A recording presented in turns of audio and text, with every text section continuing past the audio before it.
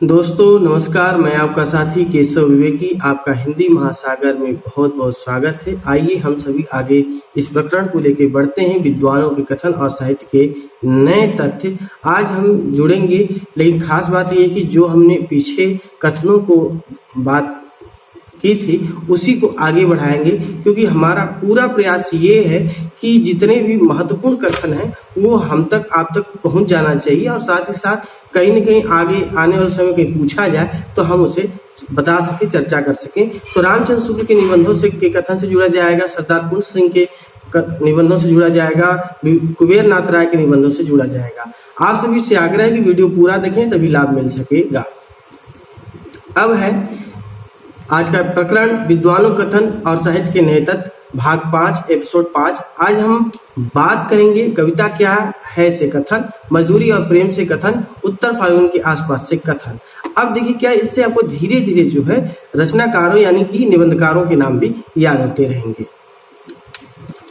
अब देखिए कविता क्या है, लेखक रामचंद्र शुक्ल। इसके पहले रामचंद्र शुक्ल का जो है हमने एपिसोड 4 और 3 में बात कर रखे हैं, तो अगर आप नहीं देखे हैं तो आप एक बार उन्हें जरूर प्लेलिस्ट से देख लीजिए। अब देखिए कविता क्या है, रामचंद्र शुक्ल ने लिखा है। इनमें कठिन आगे का जो कथन है वो पढ़ता हूँ। जहाँ जटिल बुद्धि व्यापार के अंतर में किसी कर्म का अनुष्ठान देखा जाता है, वहां भी तह में कोई भाव या वासना छिपी रहती है। शुद्ध ज्ञान या विवेक में कर्म की उत्तेजना नहीं होती। कर्म प्रवृत्ति के लिए मन में कुछ वेग का आना आवश्यक है। पहले ढंग की बात कहना राजनीतिक या अर्थशास्त्री का काम है, और पिछले प्रकार का दृश्य भावना में लाना कवि का। अतः यह धारणा की काव्य का बाधक है, उसके अनुशीलन में अकर्मण्यता आती है, ठीक नहीं। कविता तो भाव प्रसार द्वारा कर्मण्यता के लिए कर्म क्षेत्र का विस्तार कर देती है। अगला कथन, पशुओं में प्रेम की पहुंच प्रायः अपने जोड़े बच्चों या खिलाने पिलाने वाले तक ही होता है। इस प्रकार उनका क्रोध भी अपने सताने वालों तक ही होता है। हम दृष्टि के सौंदर्य को देखकर रसमग्न होने लगते हैं। कोई निष्ठुर कार्य हमें असह्य होने लगता है। हमें जान पड़ता है कि हमारा जीवन कई गुना बढ़कर सारे संसार में व्याप्त हो गया है।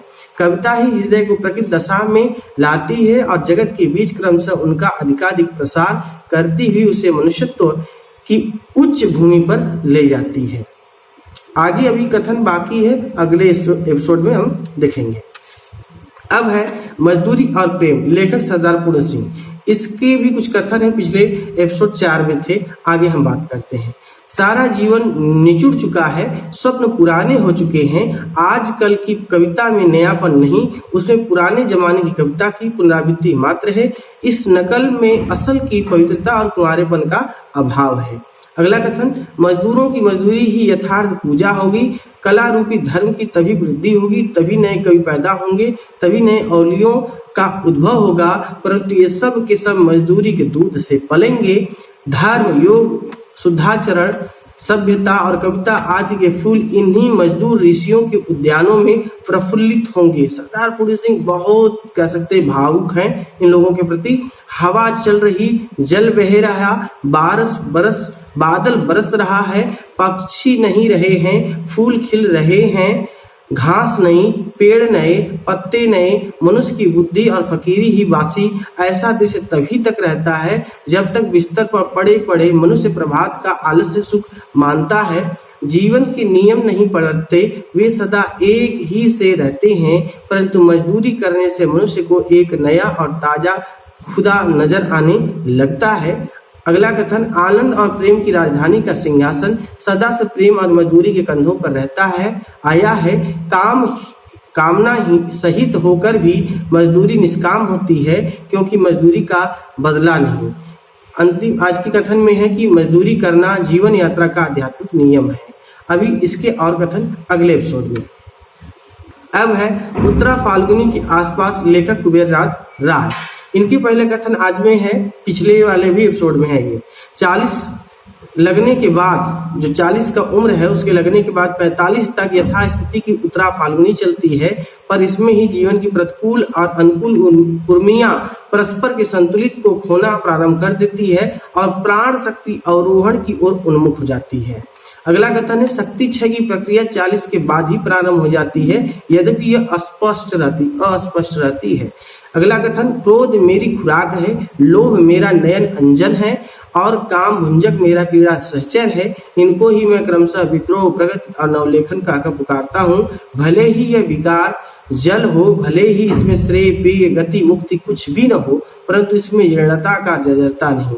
काल प्रवाह भी एक नदी है और इसकी भी कुल बूंद स्थिर नहीं है, यानी वह हमेशा परिवर्तनशील है। अगला कथन है, जो बाहर बाहर अप्राप्य है वह सब कुछ भीतर भीतर सुलभ है। मैं अपने हृदय समुद्र का मंथन करके प्राण और अमृत के स्रोत किसी चंद्रमा को आविष्कृत करूंगा।